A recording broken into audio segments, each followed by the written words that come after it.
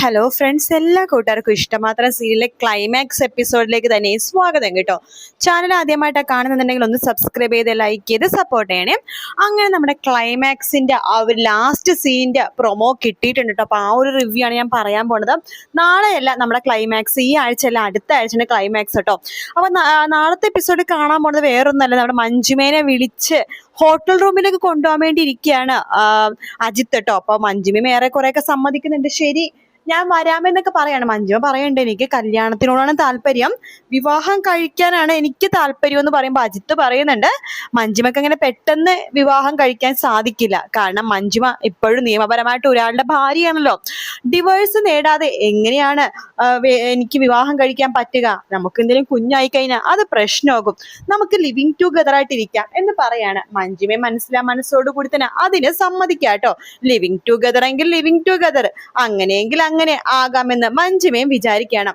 അങ്ങനെ നമ്മുടെ മഞ്ജുമയാണെന്നെങ്കിൽ അജിത്ത് വിളിക്കുന്ന സ്ഥലത്തേക്ക് പോവാൻ വേണ്ടി തീരുമാനിക്കുകയാണ്.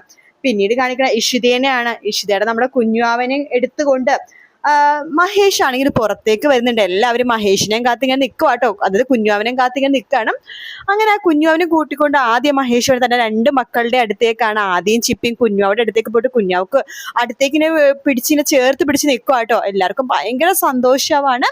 ശേഷം പിറ്റേ ദിവസം തന്നെയാണ് നമ്മുടെ ഇഷിതേനെ ഡിസ്ചാർജ് ചെയ്തിട്ട് ഇഷിതേനെ തിരിച്ച് വീട്ടിലേക്ക് കൊണ്ടുവരും കേട്ടോ. കൊണ്ടുവരുന്ന സമയത്ത് മഞ്ജുമ അവിടെയുണ്ട്. മഞ്ജുമയാണെന്നുണ്ടെങ്കിൽ കാണുമ്പോൾ തന്നെ ഇഷിതയുടെ അടുത്തൊക്കെ ഓടി വരണം. ഇഷിതേ, സത്യമായിട്ടും അന്ന് ലേബർ പെയിൻ എടുക്കുമെന്ന് ഞാൻ അറിഞ്ഞില്ല കേട്ടോ. നിന്റെ ഡേറ്റ് ആയിട്ടുണ്ടായിരുന്നില്ലല്ലോ. ഞാൻ അത്യാവശ്യമായിട്ട് ബ്യൂട്ടി പാർലർ വരെ പോയതായിരുന്നു എന്ന് പറയാണ്. ഇത് കേൾക്കുമ്പോഴേക്കും ബ്യൂട്ടി പാർലർ എന്നൊക്കെ വിചാരിക്കുന്നുണ്ട് കേട്ടോ. ആദിയുടെ മുഖം കാണുമ്പോഴേക്കും ഇഷിതക്ക് എന്തൊക്കെയോ മനസ്സിലാവാണ്. ഇഷിത ആദിയുടെ ചോദിക്കണ്ട്, മഞ്ജുമ ചേച്ചീനെ ചില സമയത്ത് ആദി ചെറുതായിട്ട് ആക്കുന്നുണ്ട്. മഞ്ജുമ ചേച്ചിക്ക് ആദീനെ ചെറിയ പേടിയാണ്. എന്താ മോനെ കാര്യം? ഇഷിതാമ്മ അടുത്ത് പറ എന്ന് ആദിയുടെ അടുത്ത് ഇഷിത പറയാണ്. ഇത് കേൾക്കുന്ന ആദി സത്യങ്ങളൊക്കെ ഇഷിത അടുത്ത് തുറന്നു പറയാട്ടോ. മഞ്ജുമക്ക് ഒരാളായിട്ട് അഫെയർ ഉണ്ടെന്നും അയാളെ കാണാൻ വേണ്ടിയിട്ടാണ് പുറത്തു പോകുന്നതെന്നും ഉള്ള കാര്യങ്ങളൊക്കെ പറയാണ്. അപ്പൊ ഇഷിതക്ക് കാര്യം മനസ്സിലായി, ഉഡായിപ്പാണെന്നുള്ളത്. അല്ലാന്നുണ്ടെങ്കിൽ കല്യാണം കഴിഞ്ഞ് ഡിവോഴ്സ് പോലും ആകാത്ത മഞ്ജുമച്ചിയുടെ പുറകെ ഇങ്ങനെ ഒരാൾ നടക്കില്ലല്ലോ. അപ്പൊ അതുകൊണ്ട് തന്നെ ഇഷിതക്ക് മഞ്ജുമച്ചിയിൽ ഒരു കണ്ണുണ്ട് കേട്ടോ. ഇടയ്ക്കിടയ്ക്ക് മഞ്ജുമ പുറത്തു പോകുമ്പോഴൊക്കെ ഇഷിത അത് നോട്ട് ചെയ്യുന്നുമുണ്ട്. അങ്ങനെ ഒരു ദിവസമാണ് മഞ്ജുമ പുറത്തു പോണ സമയത്ത് നമ്മുടെ അജിത്ത് മഞ്ജുമേനെ ഹോട്ടൽ റൂമിലേക്ക് വിളിക്കുകയാണ്. മഞ്ജുമയെ സന്തോഷത്തോടു കൂടി തന്നെയാണ് ഹോട്ടൽ റൂമിലേക്ക് പോകുന്നത് കേട്ടോ. പക്ഷെ അവിടെ എത്തുമ്പോഴേക്കും അജിത്ത് മാത്രല്ല, അജിത്തിന്റെ കൂട്ടുകാരും ഉണ്ട്. എല്ലാവർക്കും വേണ്ടിയിട്ട് മഞ്ജുമേനെ കാഴ്ച വെക്കാൻ വേണ്ടിയിട്ടാണ് മഞ്ജുമേനെ വിളിച്ചു വരുത്തി കേട്ടോ. അത് കാണുമ്പോഴേക്കും മഞ്ജുമക്ക് ആകെ ദേഷ്യം വരുവാണ്. അജിത്തെ, നീ ഇതിനു വേണ്ടിയിട്ടാണോ എന്നോട് സ്നേഹം കാണിച്ചത്? ഇതിനു വേണ്ടിയിട്ടാണോ നീ എന്നെ വിളിച്ചു വരുത്തിയത്? ആടി, അല്ലാതെ നിന്നെ ആർക്ക് വേണോടി? കല്യാണം കഴിഞ്ഞ് ഇത്രയും പ്രായമായ നിന്നെ എനിക്ക് എന്തിനാടി ആവശ്യം? എനിക്ക് കല്യാണം കഴിയാത്ത എനിക്ക് നല്ല ചെറിയ പെണ്ണുങ്ങളെ, നല്ല മിടുക്കികളായിട്ടുള്ള കല്യാണം കഴിയാത്ത പെണ്ണുങ്ങളെ കിട്ടും. പിന്നെ എനിക്ക് എന്തിനാണ് നിന്നെ പോലെ പടുക്കിളവീന എന്നൊക്കെ പറഞ്ഞിട്ട് നമ്മുടെ മഞ്ജുമേനെ ബലാത്കാരമായിട്ട് ഉപദ്രവിക്കാൻ വേണ്ടി ശ്രമിക്കുകയാണ്. ആ സമയത്ത് തന്നെ നമ്മുടെ ഇഷിതക്ക് എന്തൊക്കെയോ ഒരു ഡൗട്ട് തോന്നണം. മഞ്ജുമ എന്തോ ഒരു അപകടത്തിൽ പെട്ടു എന്ന് ഇഷിതക്ക് തോന്നുവാണ്. അങ്ങനെ ഇഷിതയാണെന്നുണ്ടെങ്കിൽ പോലീസിൽ വിവരം അറിയിക്കാട്ടോ. ഇങ്ങനെ ഒരു പെണ്ണിനെ വിളിച്ചുകൊണ്ട് പോയിട്ടുണ്ട്, അയാൾ ഭയങ്കര ഇതാണ്, വൃത്തികെട്ടവനാണെന്നൊക്കെ രീതിയിൽ പോലീസിനോട് പറയാണ്.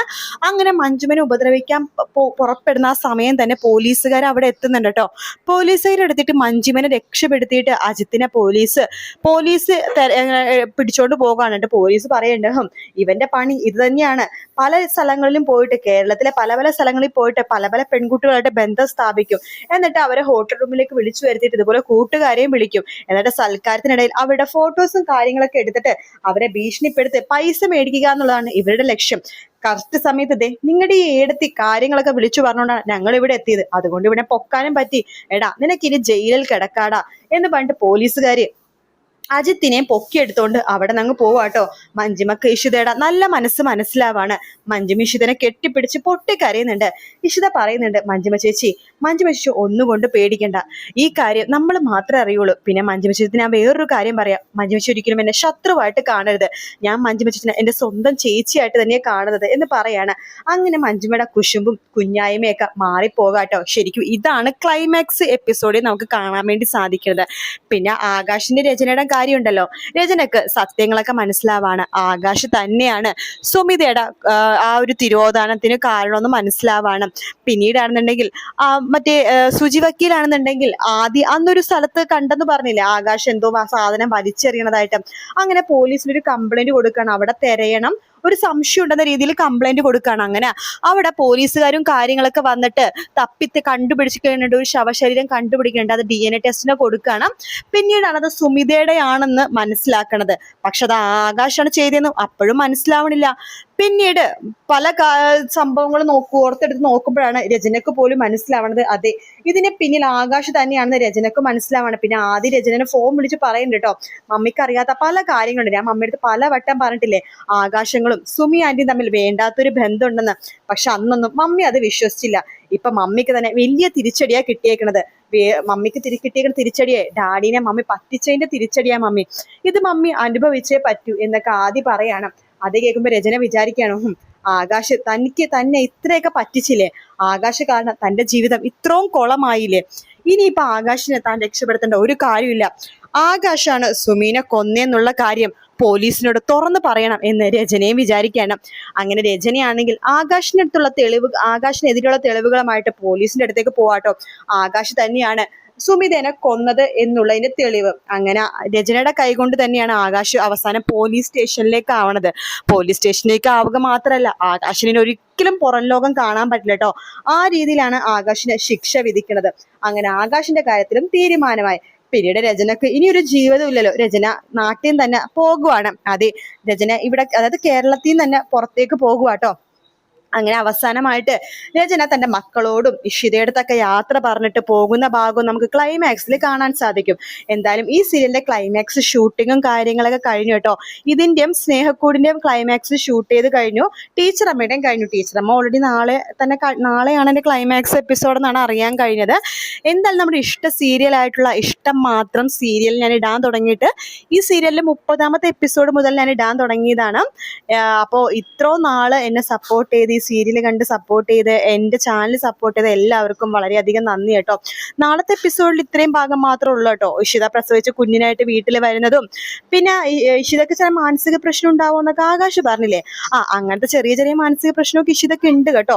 പക്ഷെ അത് പെട്ടെന്ന് തന്നെ മാറുകയും ചെയ്യും. അത് ഒരുപാട് നാളൊന്നും നിലനിൽക്കുന്നില്ല. കാരണം ക്ലൈമാക്സ് ആയാലോ, ഇനി ഇഷിതക്ക് മാനസിക പ്രശ്നം എന്ന് പറഞ്ഞിട്ട് ഇരിക്കാൻ പറ്റില്ലല്ലോ.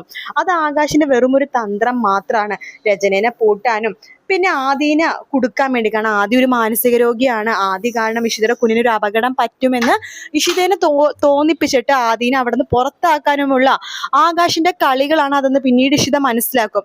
അത് മനസ്സിലാക്കുമ്പോഴേക്കും പിന്നീട് ആ ഒരു ദേഷ്യവും കൂടിയാണ് ഇഷിത അവസാനം ആകാശിൽ തീർക്കണത്. ആകാശിന്റെ മുഖമൊക്കെ അടിച്ചു പൊട്ടിച്ചിട്ടാണ് ആകാശിനെ പോലീസ് സ്റ്റേഷനിലേക്ക് വിടുന്നത് കേട്ടോ. അപ്പൊ നമ്മുടെ ക്ലൈമാക്സ് ഇങ്ങനത്തെ ഒരു ഭാഗത്തോടു കൂടിയാണ് കേട്ടോ. അപ്പോൾ വീഡിയോ ഇഷ്ടപ്പെടുകയാണെന്നുണ്ടെങ്കിൽ ലൈക്ക് ചെയ്യാനും സബ്സ്ക്രൈബ് ചെയ്യാനും കമന്റ് ചെയ്യാനും മറക്കല്ലേ. മറ്റൊരു വീഡിയോ ആയിട്ട് വീണ്ടും കാണാം ഫ്രണ്ട്സ്. എല്ലാവർക്കും ടേക്ക് കെയർ, ബൈ.